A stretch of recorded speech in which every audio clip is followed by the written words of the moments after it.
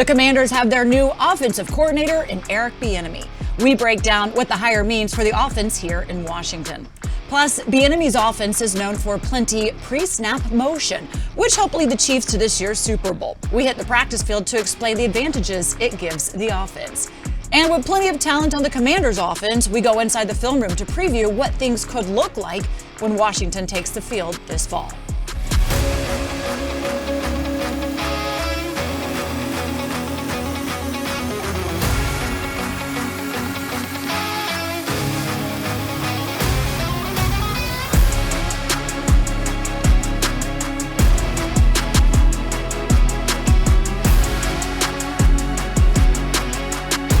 And welcome on into Command Center. Julie Donaldson, Logan Paulsen, and Santana Moss. And we are back in studio to talk about the exciting news of offensive coordinator Eric Bieniemy coming here. And of course, we all want to see what he can do with all the weapons, Santana.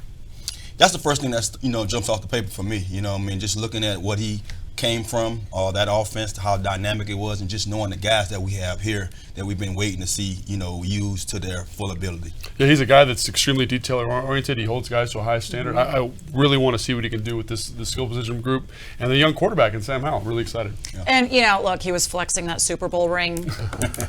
I would too, Washington. though. I would too. And he will soon have another one as well, of course, having just won one last week. It takes a little time to design that thing. But, yeah, it is a very nice flex. Of course, that is what the ultimate goal always is. So let's learn a little bit more about Eric Bieniemy, and you can see that ring right there. Ooh, look how shiny it is. Jealous. We want another one.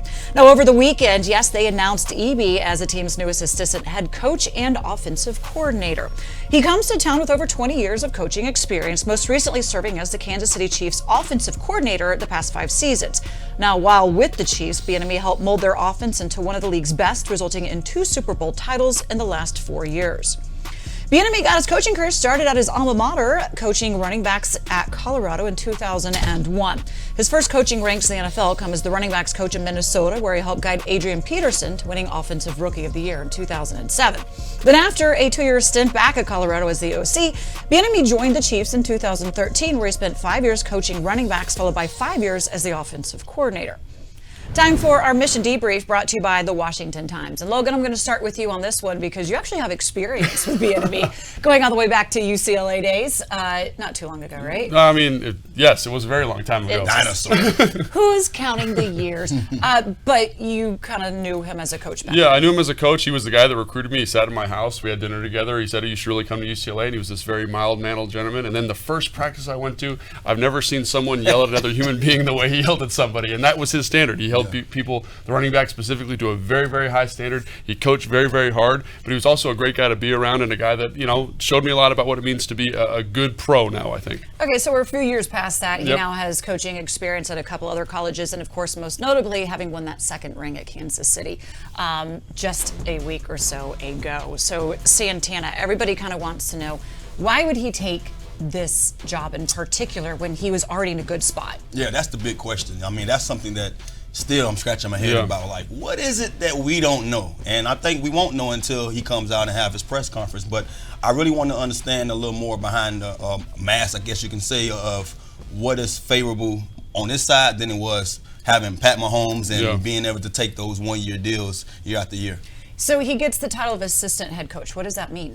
Yeah, I think that's just a nice pay bump. Like when you're transitioning teams, like that's an easy way to kind of say, we're going to upgrade you. We're going to give you a higher position within the team. Because the assistant head coach doesn't do a lot day to day, but it is kind of an endorsement saying we think you have head coaching material. And if something were to happen to Ron, you're going to take that mantle. But I asked the question, does that also say you may be the guy? I don't know, man. You're looking into your crystal ball. Yeah, I don't know. I'm thinking a little ahead. That's outside my skill set. I love Ron. I love what Ron brings to the table, but just, you never know how long he may have. And you say, hey, if they're not going to do it with you there, we'll do it here. So I'm just, maybe. One of the things is many people think he should have been deserving of a head coaching position quite a few years ago. And here he is now coming in as an assistant head coach and offensive coordinator, but he kind of gets out of the shadow from being under Andy Reid. And many people are saying, okay, how much control did he have versus Andy? And over here, he should have more control over what he wants to do and who he wants to put in place as well. Yeah, I mean, I don't think the control thing's that big of a deal. Like, I mean, that's what Sean did. Sean was under kind of Jay, and then he goes on and is the head coach. And I think it's not that important. He got to see the most important parts of what Andy does: cultivating the game plan, developing that offensive philosophy, the details with which Andy Reid coaches. So I think he's going to bring that here and just do an outstanding job. Okay, so he brings his own style, and that was one of the things and one of the reasons why head coach Ron Rivera said he wanted to make the changes. He wanted something different. So what type of offense does he bring with him, Santana? And that's the question right there too. I mean, when it comes down to what I've seen from the last 5 years, just along with with Andy Reid's offense, it's like the West Coast style offense, Andy Reid hybrid. And we're talking about running. We can still run with this offense. I mean, he showed year after year when he had Charles and all those other different running backs that they had backs that rushed for over 1,500 yards at some point in their career there. So that's going to be an interesting task that we're going to see how it play out. I believe when it comes to what we have here, we have the system, we have the players that's built for whatever he brings. Yeah, I think that's a really good point, Tan, is that during his time in Kansas City, they ran multiple different offenses, air quotes, right? Run heavy, pass heavy, speaking to the personnel, and I think that's what you're getting with a guy like Aaron Bieniemy, someone who understands how to speak to the skill set. He had Patrick Mahomes, and as we are well aware, how important the quarterback is to win, and the reason why they did win a couple of Super Bowls. But look, Pat Mahomes had to be molded into who he was today. He didn't just come out of college ready. Yeah, he had the arm strength, but he had to kind of adapt to that. Andy Reid is known to be the quarterback whisperer. Does Bieniemy bring that same kind of talent to be able to develop a Sam Howell into that guy? Well, I think it's kind of some of the stuff Santana was hitting on. Like, you got to speak to what they've got, right? You can't just put Sam Howell out there and say you're Patrick Mahomes. You say, how do we insulate you? How do we make you a better football player? And the fact that he's shown an ability to do that, I think, is extremely important. Yeah, and that's the thing that that I want to see, how this thing pans out. Just knowing that what Sam showed us last year, and just in a pint-sized effort, but he showed us that he's a guy that if things break down, he can be special too. So just knowing where Bieniemy is coming from with the offensive style and everything, he has a quarterback here already. Not to say who we're going to get in the future, but he has one here that he can probably work with. And head coach Ron Rivera told me out the Super Bowl that they're going to do everything possible to give Sam Howell the opportunity to be that #1 quarterback. Now, we all know you are so excited about the Eric Bieniemy news and the hire, so head over to commanders.com to stay up to date on everything as the story continues to unfold. We have a collection of social media reactions to the Bieniemy news. We've got fans and current players weighing in, even team president Jason Wright sharing his thoughts on the hire. So go ahead and check that out. You might even want to see your own tweet there as well. Well, during the Chiefs' second half comeback against the Eagles in Super Bowl 57, Eric Bieniemy noticed a trend in the Eagles secondary that resulted in back-to-back touchdowns from Kadarius Toney and Sky Moore. It's just one of those for many ways that Bieniemy was able to impact the Chiefs' offense during their win. For more on those pre-snap motions and possible formations we might see under Bieniemy here in D.C., we sent Logan and Santana onto the practice field. This is our Field Pass, presented by FedEx, where Now meets next. Julie, thanks so much. I'm here with Santana Moss, and we're going to talk about motion today. We got a whole bunch of other people on the set. They're going to help us explain this concept of motion, right, Tana? Yeah. Because motion's a powerful tool. And so we're going to talk about kind of basic motion. So the most basic motion is I have the ball here, I'm the quarterback, I send Tana in motion, and then I start my cadence. Wide 80, wide 80, set. And so, Tana, what does that allow you to do? Trying to see who's going to follow me. The guy who was head up on me, does he come down and try to man me? Yeah. Or does he switch off and say, okay, you got that guy, now I have the guy that's out? Yeah, because even in this look, when you come to a bunch, which is what this is, they might top hat this. Kyle might have the first thing out. Kyle, put your hand up so the fans know who you are. And Jason might have the first thing coming in. So they can bracket that, but you can see that off of a motion. Now, the motion that they did in the Super Bowl, Tana, was a little bit different, right? So what they did here is it's off of a jet action, a jet motion, right? So instead of signaling Tana before my cadence, Tana's going to time it up on my cadence. Wide 80. Wide 80, set.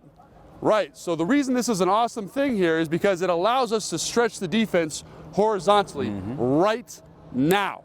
So as you saw, Jason did a great job. He's going to follow his guy in man-to-man coverage, right? Because if Kyle has to follow him, he's going to be out of position, right? So let's walk back. Let's do that one more time. Because I handed the ball to Tana right there. I could also say, Tana, wide 80, wide 80, set. And if they don't pass it off, I could just throw this ball to Tana right now in the flat because Kyle's got to chase him all the way over there, right? So what Philadelphia did is they knew that, right, Tana? Yeah. They said, we're not going to have Kyle, our good DB, run through all this trash here. We're going to pass this off because we want to put him in a good spot. But the Kansas City Chiefs did a great job, and they identified that, right, Tana? So what did they do? They said lined up wrong. Yeah, right. So it's the same thing. It's that same jet motion, wide 80. They're going to exchange responsibilities, set hut, but now Kyle's got him, and now Jason is inside out, and that's an easy ball that even I could complete, right? So that's using motion in a couple of different ways to put the defense in a bad spot, right, Tana? Yeah. Which, is, again, that makes it super easy for you as the receiver. No doubt. Right? Because it just puts you in a better spot, get you a nice matchup, messes with the coverage, and Kansas City did a great job of that, and hopefully we get a little bit of that here with Eric Bieniemy. Good stuff, and still to come. It is hard not to get excited imagining what our offense will look like under Eric Bieniemy. When we return, we send Logan and Santana now inside the film room to give us a peek at the potential on offense next season. Plus, now that the offensive coordinator position has been filled, we take a look at what is next for Ron Rivera and company as the 2023 season rolls on.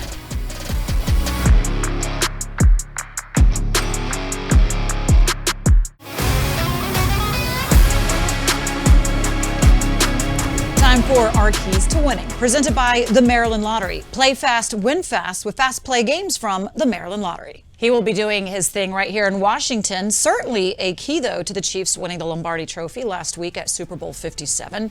Well, this past season, Bieniemy helped the Chiefs offense to their second Super Bowl title in just 4 years and guided quarterback Patrick Mahomes to his second career MVP. Now, in 2022, Kansas City led the NFL in total yards per game, passing yards, touchdowns, and total points a game. But that is nothing new for Kansas City and Bieniemy. Since he was promoted to offensive coordinator in 2018, the Chiefs have averaged an impressive 30.1 points and over 400 yards a game, which were tops across the NFL. During the 5-year span, they have led the league in yards per game 3 separate times and have never ranked lower than 5th in average passing yards per game. I feel like we have the best receiver room in the league. Me, Terry, Curtis, Bieniemy, Cam Sims, top to bottom. I feel like we have the deepest and best receiver room in the league. And then a young quarterback who's willing to learn and has all the intangibles to really be great. Great running back. And then, we have a defense who can really hold it down and really get stops and keep us on the field. So I feel like, for an offensive coordinator who's looking to come to Washington, I feel like what more could you ask for? Jahan Dotson certainly likes the possibilities, and of course Eric Bieniemy coming in and taking over. Now, it's not exactly fair to compare what he did with the Chiefs with what he can do here in Washington, but you can't help but get a little bit excited. And if you take our wide receiving room, for example, you do have Jahan Dotson, you have Terry McLaurin, you have Curtis Samuel out there, and all three of them combined for over 2,500 scrimmage yards and 17 touchdowns in their first year together. And that is with Jahan missing 5 games as well. So imagine if he continued to be out there. Now, for more on what this offense could look like under Eric Bieniemy, well, we sent Logan and Santana into the film room. It is presented by Amino. It pays to be healthy. Thanks, Julie. So, Tana, we get to talk about Eric Bieniemy today, right? A guy that does a lot of really exciting things offensively and someone that I think fans should be really excited about. Let's take a look at this first play. Keep an eye on your guy, Travis Kelce here. We're going to motion him inside, Tana. And what does this motion do? It lets you see whether it's man or zone. It's third and short, right? But what does it help you kind of do as a wide receiver here? Well, it helps you understand, the leverage that you have on certain defenders, And it kind of gives everybody now in an area where it can cause some confusion. I like that you said that, because this play is really simple. It's it's a flat route. You usually run it with a fullback. But what makes this special is you get them into a bunch. You get your 3 guys in a bunch right here, and the San Francisco 49ers are playing man, right? Mm-hmm. So they say, how do we have to match up with this? And as Kelce comes in here, you see that 7 has him in man-to-man coverage, right? But when we get into the bunch, the man player has to change. It now becomes 31 right here. And so if he's inside the bunch, right, this player right here, Juju Smith-Schuster, can run a pick. And how would you coach that guy up to run that pick? Well, you'll coach him saying that, hey, we understand what's going on with our player, and we know that Kelce's going to come back out. So make sure that you run your route to get in the way of Kelce's guy. Yeah, we don't want to pick it, right? And you want to do that without showing or looking like you're trying to block that guy into Kelce's absolutely. man and defender. So there you get one of the best tight ends in the NFL, maybe the best tight end in the NFL. The best. With how much grass? Just because of the play design. You motioned it to a tight bunch. They're thinking run. 3rd and 2. They like to play man. You get him the football in space, and he's able to make a colossal play. So getting your playmakers touches early and often in situations where, that's a play that everybody runs, but he's able to do a great job. This is another thing Bieniemy does, which I think is great, and you did a little bit of this with Kyle, Tana, is we're going to run a play versus tight zone. Oh, this is kind of boring. We're going to run tight zone. Back's going to come right here, hit this play side run. But I want you to keep an eye on this jet motion here, Tana. Watch him. He's running across. And I think Bieniemy's watching him too, because he says, oh man, there's just 3 guys over here. Yeah. We can block 3 guys, right? We have this set up. So keep an eye on that. He uses this, kind of gets some information and says, let's get to the next play in the sequence. And this is 2 plays later, Tana. He says, let's call that same play. This looks the same to me, right? You got tight ends here. You got 13 personnel on the field. It's this heavy run formation that's spread out. Hand off the jet sweep here. And what do you think about that, Tana? Yeah. And, you know, and one of the things that stand out to me is when you watch this offense, it's like that prize fighter. Yeah. You know, you setting him up. You say, okay, I'm going to keep giving this guy this jab. Yeah. And as soon as he acknowledges that jab is coming, yeah. now I got my right hook coming over the top. So Kansas City, time and time again, yeah. they run plays so efficiently that where they, even when they having success with the first play, yeah. the second play is just one of those plays that just really knocks you out because you didn't anticipate it. Yeah, and he's able to look at this and say, like, I love what you said there, Tana. Like, we can block those 3 players, and here are those 3 players on defense, 1, 2, 3, and we have all these blockers getting out in space with 1 runner. Mm-hmm. That's a numbers advantage. That's what you're trying to do on conventional runs, yeah. and they're able to do that, getting beta from the first one and applying it to the second play, and they do that all the time. They do it in the run game, as we see here. Harmon does a great job running through, picking through traffic for a touchdown. They also do it in the pass game. Yeah. This is something really simple. I love this one. Something you did a lot of, right? We got a corner, and this is a nice little choice right here, yeah. right? And everyone runs this. They're going to run kind of a spot concept over here. Nothing too complicated, but keep an eye on this safety, Tana, right? Watch how he plays this. Is this a safety right? Yeah, Let's keep an eye on that guy right there. Watch him. He says, up, I'm going to get really wide with this corner. And I say, they're using this. They're saying, look at all this space in the middle of the field. Can we take advantage of that, Tana? Yeah. And I think they can. And this is something as a receiver that I think you can speak to, is you go to the sideline and say, hey, look at all this Coach, space. I got green grass. Yeah, I got green grass. Give So they're going to do the same thing here. They're going to run a corner here. They're going to run it out. This safety's going to get really, really wide here. He's going to match this. And then you're going to have the same issue. And what do you say to this guy up here on the top, this player right here? Give him that same look like you're going to go out to the corner like you did before, yeah. and come across his face hard. And come across the face hard, and it sets up this post. So when I see that, I see a coach who can stack plays, put his guys in the best position to be successful. And Tana, that gets me excited, right? No doubt. He's a guy that knows how to use his playmakers and stack plays on top of each other. Gets me super fired up to see what he can do with the playmakers here. I can't wait. Yes, it's exciting to think about the possibilities on offense here in Washington, and as you can see, there is plenty of room to grow on the offensive side of the ball for the Commanders. Their strength came in the running back with over 126 yards on the ground per game. Washington finished the year 6-4-1 when rushing for 100 yards or more. Now, still to come here with Eric Bieniemy may be known for his offensive creativity on the sidelines. His play on the field should not be forgotten. We take a look back at the memorable moment from his playing career and how it involves Washington.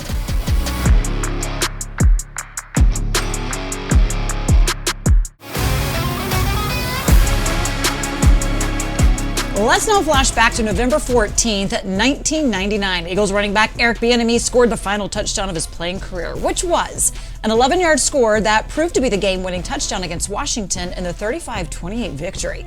Bieniemy, he spent 9 seasons in the NFL as a player, suiting up for the Chargers, Bengals, and Eagles. In 142 NFL games, he rushed for 1,589 yards, 11 touchdowns, while catching 146 passes for 1,223 yards. What do you think? I mean, I think that's pretty cool. It's pretty cool that he's, was a player, and I remember him more in college. It's just he almost won the Heisman. He's obviously got that pedigree to him, so cool to get that kind of come full circle for him. Yeah, it's kind of great to have that guy that you can always relate to a little bit.